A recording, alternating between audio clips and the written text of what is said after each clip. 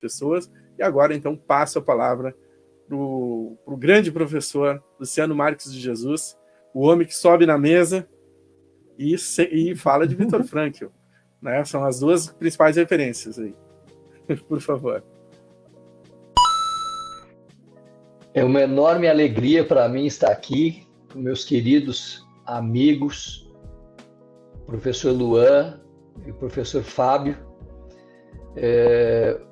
Quando o Fábio falou do nosso velho e amado professor Ullmann, bateu aqui uma emoção bastante forte, né? De todos nós que conhecemos essa figura notável, né? que nos fez amar tanto a filosofia antiga, a redescobrir filósofos que, quando ele fez isso no Brasil, não se fazia, Epicuro, o estoicismo romano, uma figura fabulosa, escreveu Amor e Sexo na Grécia Antiga.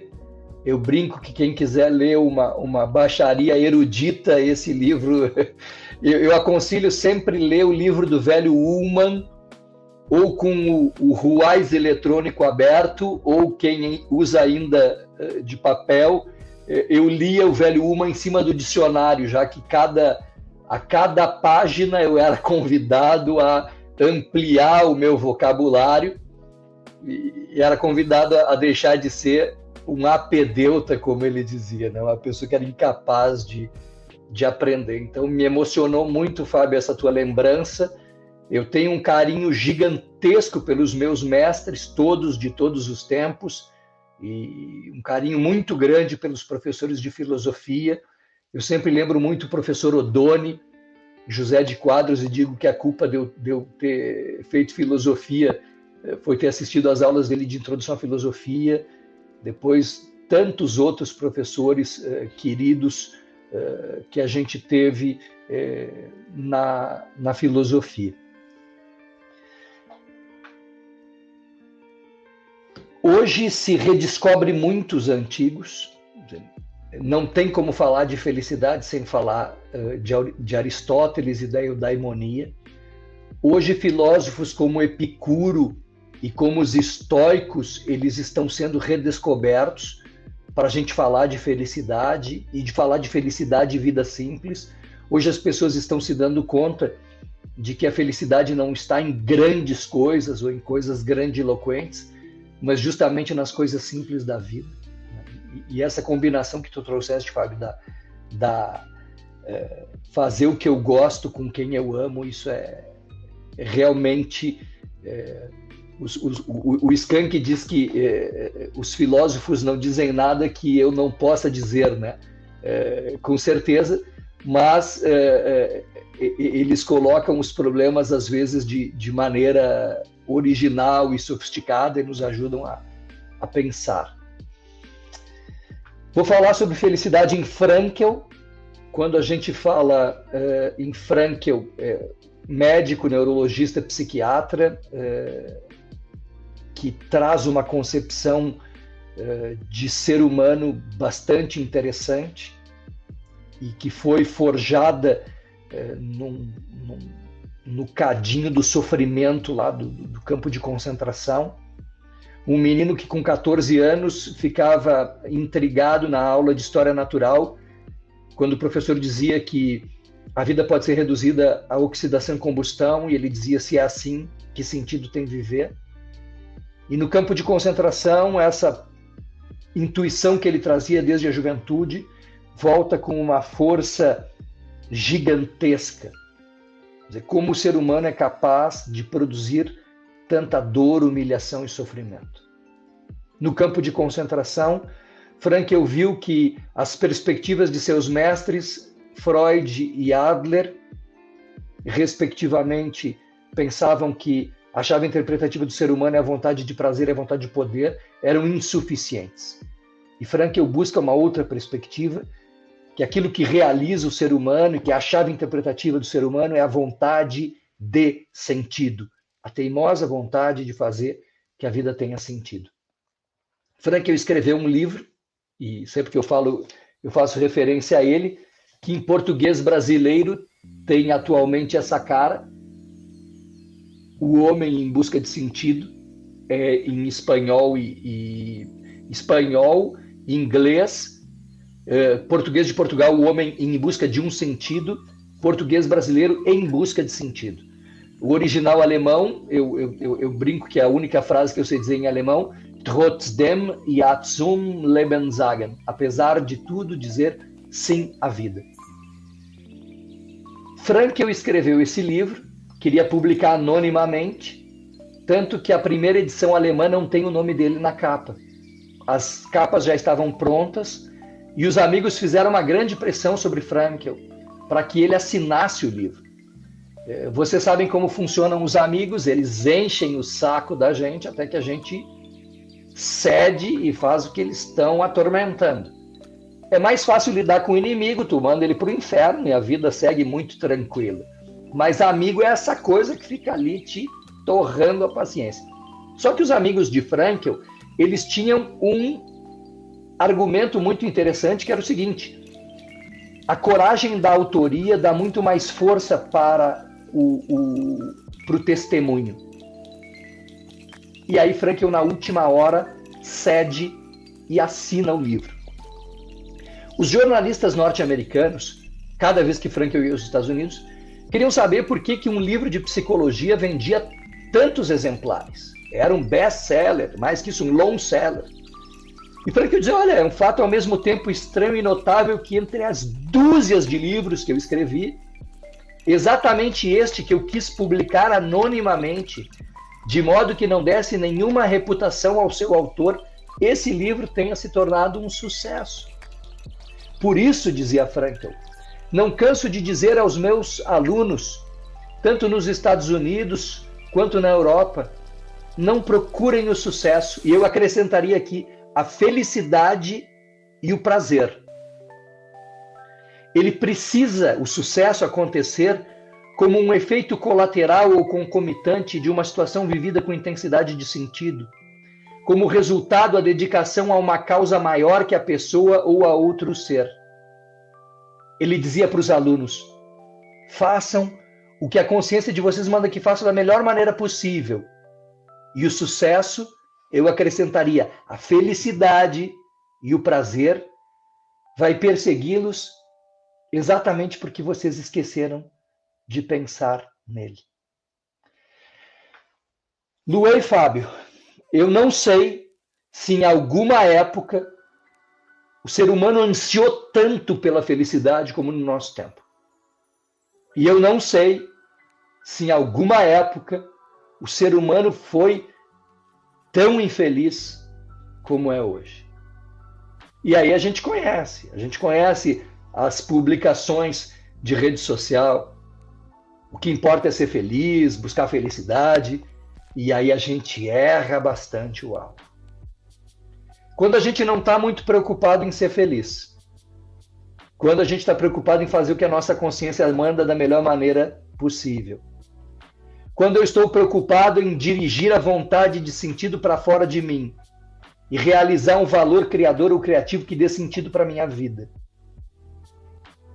aí o efeito colateral, o efeito concomitante é a felicidade, é o prazer, é o sucesso. Agora, quando a gente intenciona, quase sempre a gente erra. Hoje a gente conhece o fenômeno da felicidade de Facebook, de Instagram, de rede social. E às vezes a gente conhece a vida da pessoa e a gente conhece, por outro lado, a rede social. E a gente conhece o abismo que existe entre essas duas coisas. Gabriel Marcel falava na questão do ser e do ter. Talvez hoje, se Marcel existisse ainda, se ele ainda estivesse vivo, a reflexão dele fosse sobre ser, sobre parecer ser e sobre aparecer. Eu acho que hoje a reflexão vai muito nessa dimensão. Eu penso muito na questão da felicidade da gente diante de nós mesmos, despidos de qualquer coisa, e não aquilo que a gente precisa mostrar para os outros. Eu acho que falta essa reflexão de uma felicidade mais consistente e que seja muito mais consequência daquilo que a gente busca e faz do que propriamente o objetivo a ser intencionado. Eu fiz meu estágio de psicologia numa empresa e aí eu ouvi muita coisa sobre vendas, que é uma coisa que nunca fez parte da minha formação e tal. E uma coisa que eu noto que os vendedores que têm objetivos mais elevados, eles têm um melhor desempenho. E aqueles que estão preocupados mais com o dinheiro têm um desempenho pífio. Isso, para mim, gerou assim, uma interrogação gigantesca. O que te move? E ao falar aqui sobre felicidade com vocês e pensando a questão de Viktor Frankl, me ocorre uma pesquisa de Oxford, que é a pesquisa longitudinal mais ampla já realizada, uma pesquisa que dura 70 anos. Ela já está no 4º diretor. Eles começaram a pesquisar pessoas lá que estavam no correspondente ao nosso ensino médio e no início da faculdade, e lá pelas tantas, depois de muitos anos, alguns diziam assim, mas por que vocês não desistem de nós? A nossa vida é tão sem graça. E o diretor da pesquisa brinca dizendo, não, mas não, essa questão não faz parte das perguntas. E o que caracteriza as pessoas ao longo desse tempo todo que são felizes? E a coisa não está na ordem das aquisições financeiras, nem do sucesso na vida profissional. Essa coisa está, sobretudo, na ordem dos afetos, das pessoas que a gente ama, daquela rede que a gente tem. E aí, assim, Oxford está mostrando aquilo que o Fábio nos falou, que é a perspectiva de Epicuro, de tu fazeres o que tu gosta com quem tu amas. E com quem tu amas ainda é mais forte. Hoje existe em saúde e em medicina uma perspectiva nova chamada que são os cuidados paliativos. Finalmente, as pessoas se deram conta que tem certas doenças ou certas circunstâncias que não tem mais o que fazer do ponto de vista terapêutico, tem que deixar a pessoa morrer sossegadamente. E aí tu vai proporcionar para ela uma qualidade de vida decente, um final de vida decente. E não tentar mantê-la viva a qualquer custo. Pessoas que trabalham junto a pacientes terminais e que escutam quais são os arrependimentos. Do que eu me arrependi nesse tempo todo? Os arrependimentos, eles não são de ordem econômica ou patrimonial. Eles não são da ordem do que eu deixei de conquistar, do que eu deixei de comprar.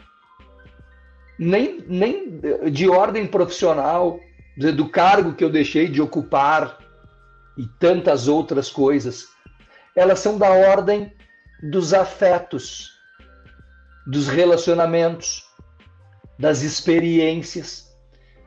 E aí, a gente tem aquela página filosófica, devia ter amado mais, ter chorado mais, ter visto o sol nascer, devia ter arriscado mais e até errado mais, ter feito o que eu queria fazer, ter aceitado as pessoas como elas são, e por aí vai. Vocês conhecem melhor do que eu a canção Epitáfio dos Titãs. Quanta coisa a gente deveria ter feito mais. E quanta coisa, quer dizer, a gente deveria ter feito menos.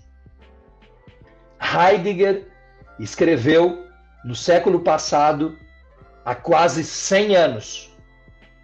Nunca, nenhuma época, teve tantas e tão variadas noções e informações sobre o ser humano como a nossa.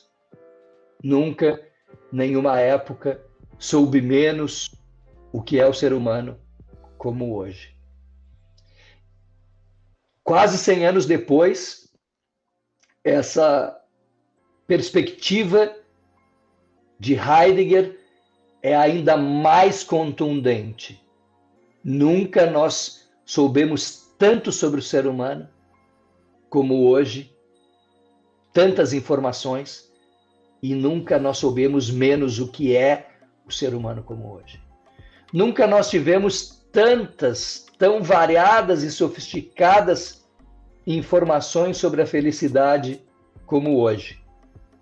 Nunca me parece que as pessoas foram tão infelizes como são hoje. Pouca coisa nos é necessária. Eu acho que a gente deveria redescobrir essa perspectiva da vida simples que a gente vê nos antigos, que a gente vê nos estoicos, que a gente vê em Epicuro. Professor Fábio, eram essas as minhas considerações iniciais. Você que assistiu até aqui certamente é um amante da filosofia. Então deixa o like, se inscreve, ativa o sininho, comentário, todo esse tipo de coisa que ajuda a página Filosofia Hoje a crescer cada vez mais. Mas se tu queres realmente fazer a diferença, manda um pix para fabiogt@filosofiahoje.com. É meu e-mail. Manda um pix de qualquer valor que vai fazer a diferença para eu trazer conteúdo legal aqui para vocês e filosófico toda semana. Assiste mais um vídeo. Obrigado, valeu e até a próxima!